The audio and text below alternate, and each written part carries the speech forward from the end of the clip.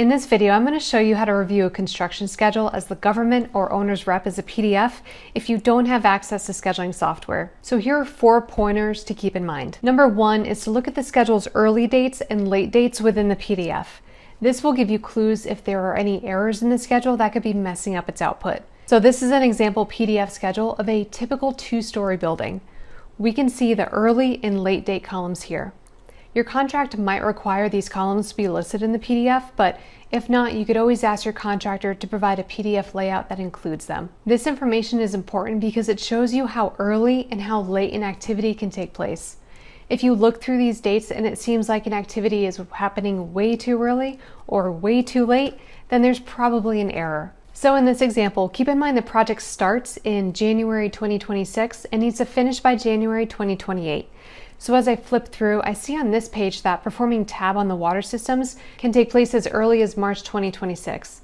But that doesn't seem right because that's only 2 months after the start of the project, and they definitely won't have the water systems installed then. The building won't even be built. So I know this activity isn't linked right in the schedule, and I can take note of that for feedback to the contractor. Now let's flip back to find another example. Here's one right here. Notice this group of activities has 166 days afloat, and that tells me there's a lot of wiggle room within that work. This is the level 2 in-wall rough-ins, and looking at these finish dates, it's telling me that these can finish as late as January 2028, but that's when the project needs to finish. They would still have to complete the wall finishes, testing, commissioning, and inspection, so there's no way this work can finish as late as January 2028. So I would also note these activities as being something to bring up to the contractor. So as you review your construction schedule as a PDF, keep your eyes out for those activities that logically seem like they're happening way too early or way too late. Tip number 2 is to make sure you can see the calendar column so you know how an activity's duration and flow are being measured. That's important because saying an activity is 10 work days or 10 calendar days are 2 very different things. So 10 work days is about 2 weeks, but 10 calendar days is about a week and a half. So if you know what calendar is assigned to an activity, you'll know how it's being measured. Let's take, for example, prepare and submit the construction phasing plan. This is assigned to the 5-day calendar, which is the workday calendar, or 5 days per week. So this tells me the contractor is planning on 10 work days, which is 2 weeks, to prepare this submittal. And I also see that there's 11 work days afloat. So then going down to the next activity, the government review of this submittal is on the 7D calendar, which is 7 days per week, or calendar days. So we can tell that this duration is 30 calendar days long, and there's 16 calendar days of float. So having the calendar column on your schedule PDF is important because it tells you how an activity's duration and flow are being measured. So tip number 3 is to look at the flow on the completion milestone. The end project is our completion milestone here, and I see it's assigned to the 7-day calendar. So I know that any flow on this activity, whether it's positive or negative, is going to be in calendar days. The contract completion date for this project is January 15, 2028, and that's the date this project schedule is shown as finishing. So I would expect to see 0 days afloat here. But here's what you need to keep your eyes out for. If the project is finishing early, you should be seeing positive float here.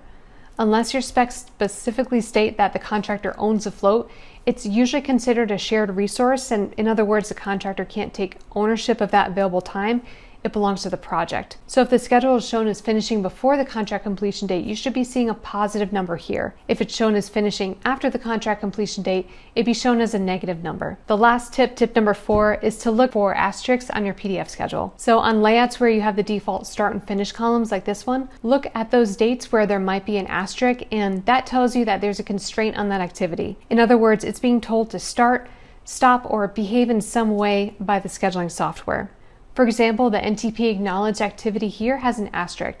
That's okay because the schedule needs to be told to start on a specific date, just like it needs to be told to finish by a specific date. So you would expect to see constraints on the start and the finish milestones.